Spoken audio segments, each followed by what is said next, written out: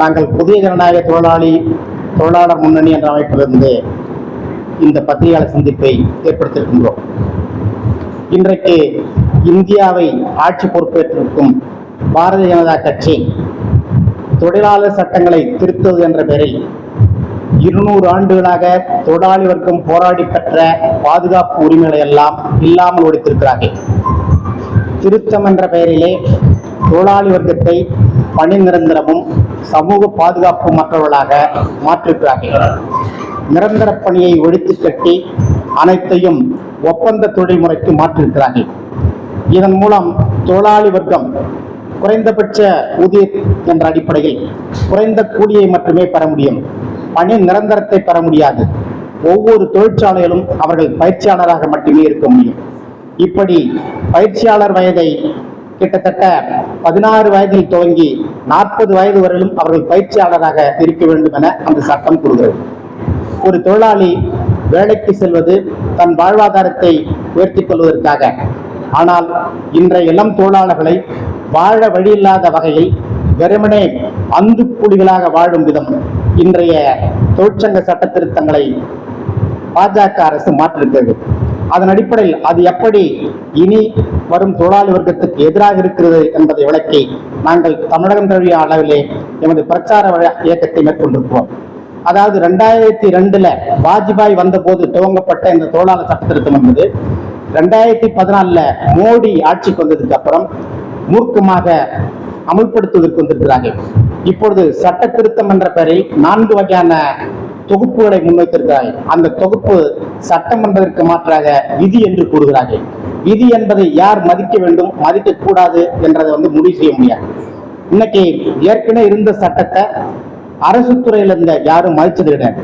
முதலாளிகள் ஏராளமான திரைமறை வேலைகளால் அந்த சட்டங்களை எல்லாம் விலக்கி வாங்கி தொழிலாளருக்கு அந்த சட்டத்தின் மூலம் நீதி பெறுவது என்பது ஒரு பெரிய போராட்டமா இருந்தது. சாதாரண தொழிலாளி வேலை நீக்கம் செய்யப்பட்டதற்காக 10 to 15 ஆண்டுகள் வரையில போராட வேண்டியிருக்குது.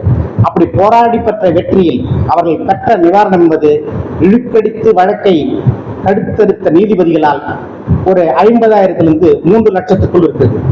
இந்த 10 ஆண்டு 15 ஆண்டு அவர்கள் கோர்ட்டுக்கு நடந்த செலவுக்கு கூட இல்லாத வகையில் நிவாரணம் என்ற பெயரில் வழங்கியிருக்கிறார்கள்.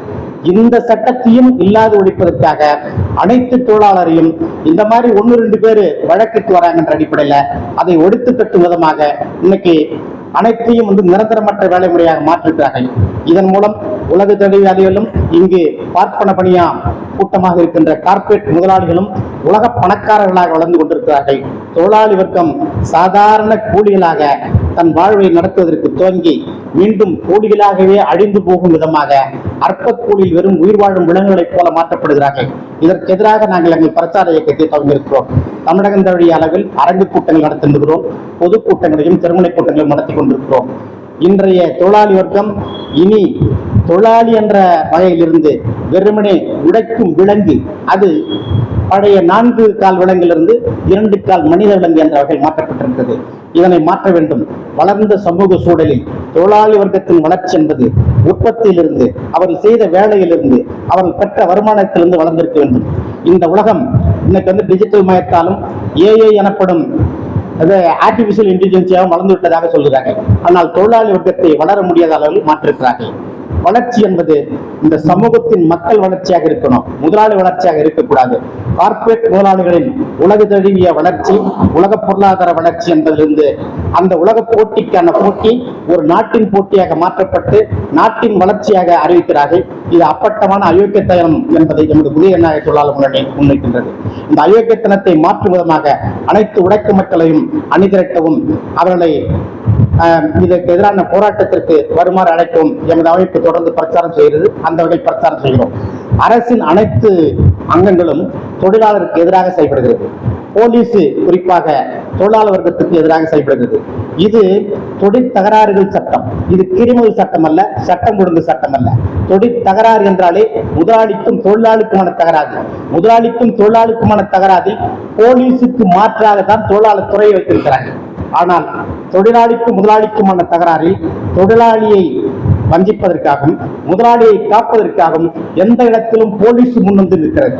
குறிப்பாக உளவு பிரிவு போலீஸ் என நிற்கிறார்கள்.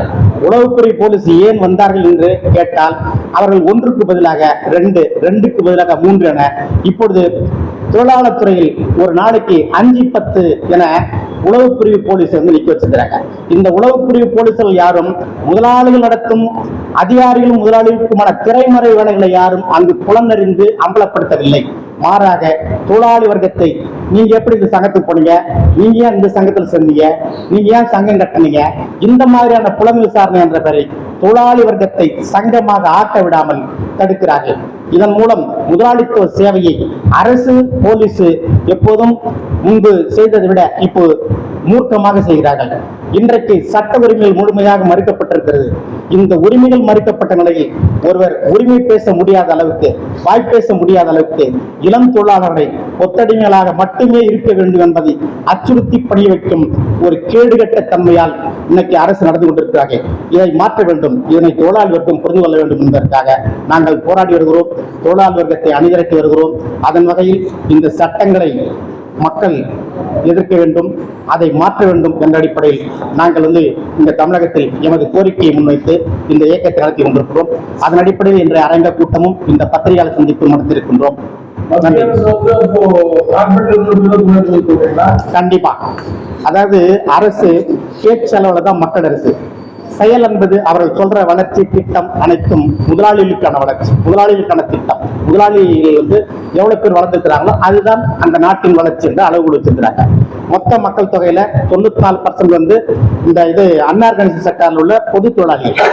இந்த தொழிலாளி வர்க்கத்தின் வளர்ச்சி பற்றி பேசாத சட்டம், இந்த தொழிலாளி வர்க்கத்தின் வளர்ச்சி பற்றி பேசாத அரசு, ஒரு 1% உள்ள முதலாளி வர்க்கம் உலக பணக்காரராகும் வளர்ச்சியை நாட்டின் வளர்ச்சி என்றும், அது மொத்த நாட்டின் வல்லரசு அப்படின்ற பேர்ல அவங்க சொல்றாங்க. இதெல்லாம் முழுக்க முழுக்க அந்த முதலாளிகளுக்கானதாக இருக்கக்கூடிய சாமானிய மக்கள் வாழ்க்கையை, தொழிலாளி வர்க்கத்தின் வாழ்க்கையை உயர்த்துவதாக, மாற்றுவதாக இந்த சட்டமும் இல்லை, அரசும் இல்லை.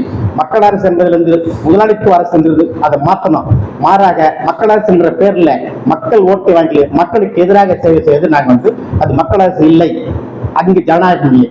மோடி அரசுல தொழிற்சங்க போராட்டங்கள்லாம் இல்லைன்றாங்க. ஏன்னா குறைந்தபட்ச ஜனநாயகம் இல்லாத இடத்துல போராடி ஒன்றும் பிரயோஜனம் இல்லை. தொழிலாளி வரைக்கும் அஞ்சுறான். போராட்டம் நடத்துறதுனால என்ன பலன் இருக்குது, ஒண்ணும் இல்லையே அப்படின்னு அஞ்சுறான். எப்படி வந்து நிலைமை? ஜனநாயகம் எதை சொன்னார்களோ அதை அவர்கள் செய்யல. அந்த அடிப்படையில் இந்த பிரச்சனை வந்துச்சு. இந்த தொழிலாளர்களை எப்படி கண்டறிந்து தொழிலாளர்னா தொழிற்சாலையில் வேலை செய்யறவங்க தொழிலாளிகள். அந்த தொழிலாளிக்குன்னு ஒரு வழிமுறை வச்சிருக்கிறான். தொழிற்சாலை முதலாளி எப்படி தான் தொழில் தொடங்கி லாபம் பெருக்கி அவர் பணக்காரா அல்லது முதலாளியா இருக்குன்னு நினைக்கிறாரோ, அது பிற தொழிலாளி என்பது தான் இந்த வேலைக்கு போறதுன்னு தன் வாழ்க்கையை வடிவமைச்சு கொள்றதுக்காக தொழிலாளி இருக்காங்க.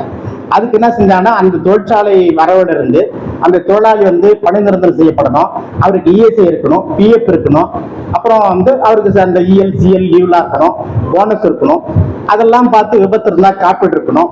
அதுக்கு மேல அவர் ரிட்டையர்ட் ஆனாக்கா அவருக்கு அந்த கிராஜுவிட்டி கொடுக்கணும், அவருக்கு பென்ஷன் கிடைக்கணும். இதெல்லாம் தொழிலாளி என்ற வரையறைக்கு சட்டப்பூர்வமாக வழங்கப்பட்ட வழிமுறைகள். இந்த வழிமுறைகள் அனைத்தையும் முடித்து எதுவுமே இல்லை, 1, 2 இல்லை, எதுவுமே இல்லை. இனி தொழிலாளி என்பது கிடையாது, அவர் வெறுமனே உழைக்கும் விலங்குகள் அப்படின்னு மாத்திருக்கிறாங்க. இதை சட்டப்பூர்வமாக ஆக்கியிருக்கிறாங்க. சட்டம் இருந்து அப்பவே இவங்களை யாரும் மதிக்கல.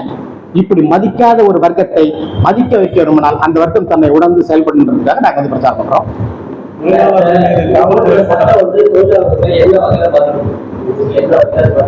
இனி பணி நிரந்தரம் இல்லை, சமூக பாதுகாப்பு இல்லை, தொழிலாளி என்ற அந்தஸ்து இல்லை. தொழிலாளி தான் வேலை செய்த இடத்தில் எந்த உரிமையும் கோர முடியாது. அப்போ எந்த உரிமையும் கேட்டு போராட முடியாது. இந்த போராடினாலுமே என்ன பண்ணணும், சங்கம் வைக்கணும். தனியால போராட முடியாது, சங்கம் வைக்க முடியாது. முதல்ல அவர் தொழிலாளியே இல்லை, அவர் இன்னைக்கு வேலைக்கு வேலையாள். அப்ப இன்னைக்கு வேலைக்கு வந்தாலும் கொத்தனார் வேலைக்கு மாதிரியா, அதையும் தாண்டி அதுக்கு ஒரு ஒப்பந்தம் போடுறான். அது பிக்ஸ்ட் டைம் எம்ப்ளாய்மெண்ட்னு சொல்றான்.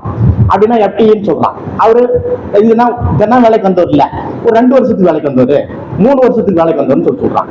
ஒரு 2 வருஷத்துக்கு 3 வருஷத்துக்கு தினக்கூலியா இருப்பது பேர் இல்லையா, இது தொழிலாளியா? தொழில் என்பது தொழிலாளி என்பது தொழில் ரீதியில் வேலை செய்வார், தொழில் ரீதியான வேலை செய்வாரு. ஆனா அவர் தொழிலாளி இல்லை, அவருக்கு உரிமை இல்லை. அப்ப அவர் தொழிலாளின்னு மதிக்க மாட்டேங்கிறான். என்னுடைய பேர் எல்லாம் பழனி. தோழர் நான் தலைவர், தோழர் லோகநாதன் இவர் பொதுச் செயலாளர், தோழர் சரவணன் இவர் துணைத் தலைவர், தோழர் திலீப் துணைத் தலைவர், தோழர் ஜெயராமன் பொருளாளர், தோழர் விஜேந்தர் இணை செயலாளர். நாங்கள் எல்லாமே மாநில பொறுப்பில் இருக்கோம். தமிழ்நாடு அளவில் நாங்கள் சங்கமாக செயல்பட்டு இருக்கோம். பல்வேறு மாவட்டங்கள் எங்களது கிளைகள் இருக்கிறது. அந்த அடிப்படையில் நாங்கள் செயல்பட்டு இருக்கிறோம். புதிய ஜனநாயக தொழிலாளர்களை ஒதுங்காதையை கொண்டது புதிய தொழிலாளர் சட்டத்தை வருகிறது என குறைக்கின்றேன். 2002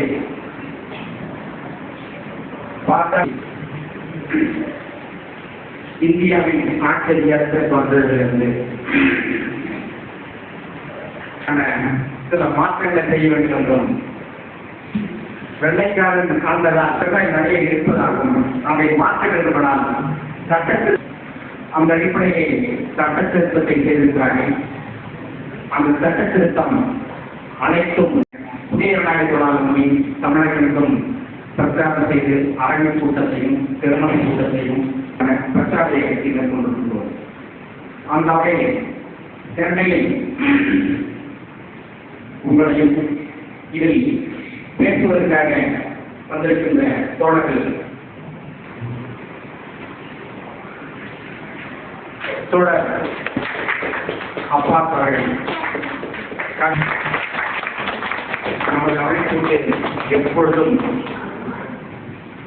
இந்த மாதிரி கருத்துக்களை வழங்கிக் கொண்டிருக்கும் பெங்களூர் வழக்கறிஞர் அவர்கள் நினைக்கிறது.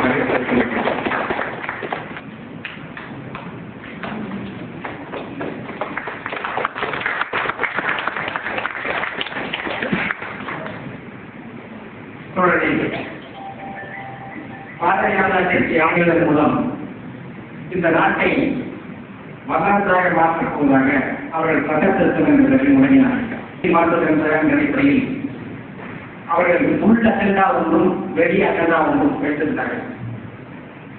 உள் அஜெண்டா என்பது வெளி அஜெண்டா என்பது அதற்கு தொழிலாளர்களை அடிமைய வைப்பது, உழைக்கும் மக்களை அடிமைய வைப்பது, தங்கள் கட்டளை நிறைவேற்றும் அடிமையாக மாற்றுவது என்ற வகையில் அவர்கள் தொழிலாளி வர்க்கத்தின்